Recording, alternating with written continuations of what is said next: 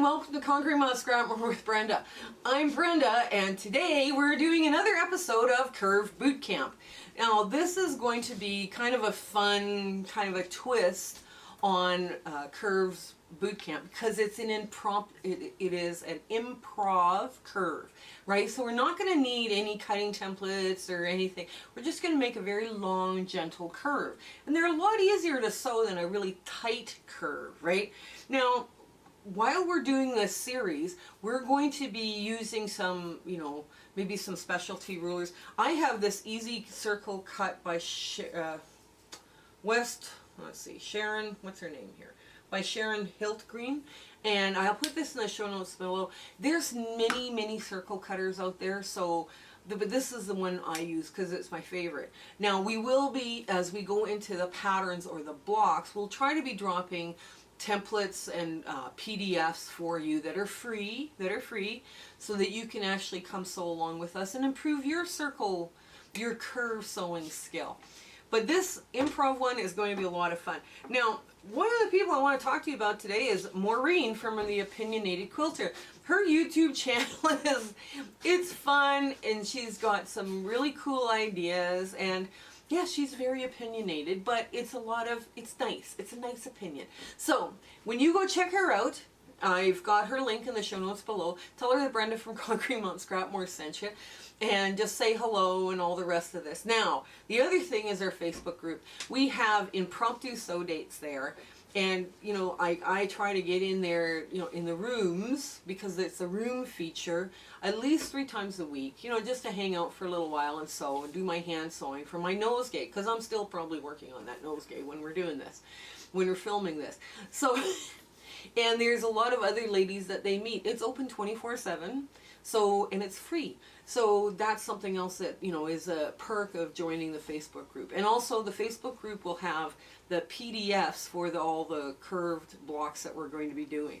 So come on in, let's get this improv curve ready. Okay, here we go. We got both our fabrics are facing upright, right?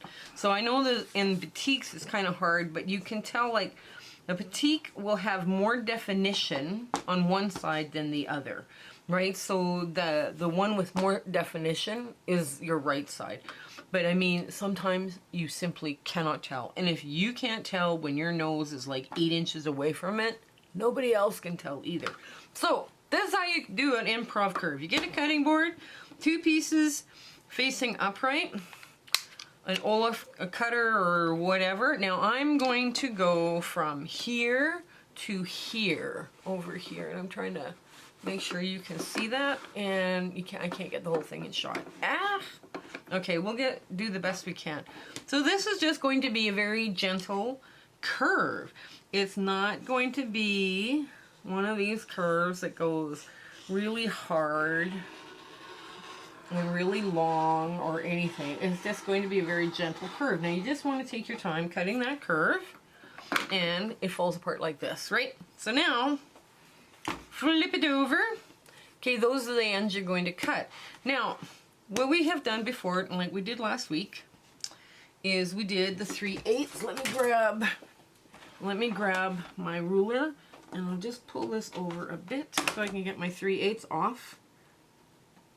And it doesn't have to be real exact. This is improv. Improv is just one of those quilting things that you do when you want to have fun and just, rest and relax and not really, it's all good. It's all good. And we'll just get this out of the way, and we'll trim off our 3/8 of an inch.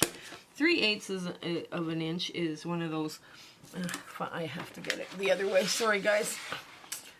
Ever since I cut my finger, there's some cuts I just won't make. I won't make those awkward cuts anymore, because, not that I cut my finger when I was making an awkward cut, but it was just, it's disconcerting when I have one of those. So, they're very easy. Now this is a big, gentle curve, right?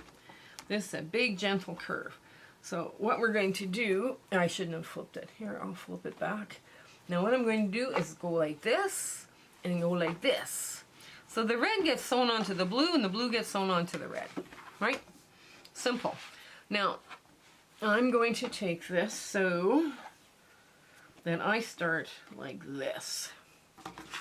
Just move all this out of the way. And I find when you're doing improv, like you can take some pretty wild fabric and make it really lots of fun. Now, if you wanted to mark your, you know, your half, like do your half, you know, and then finger press and your quarters, you can do that. All right, I'm just going to wing it because it's such a gentle curve.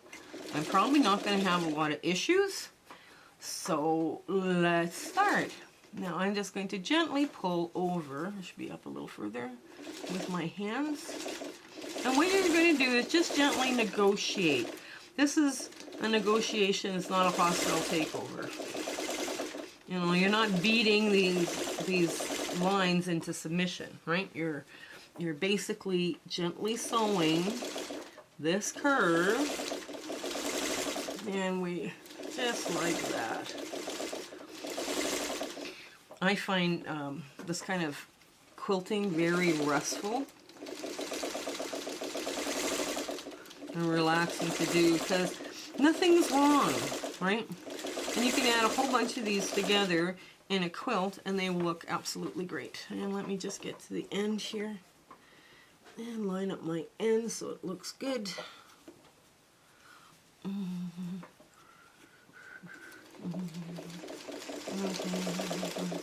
There we go.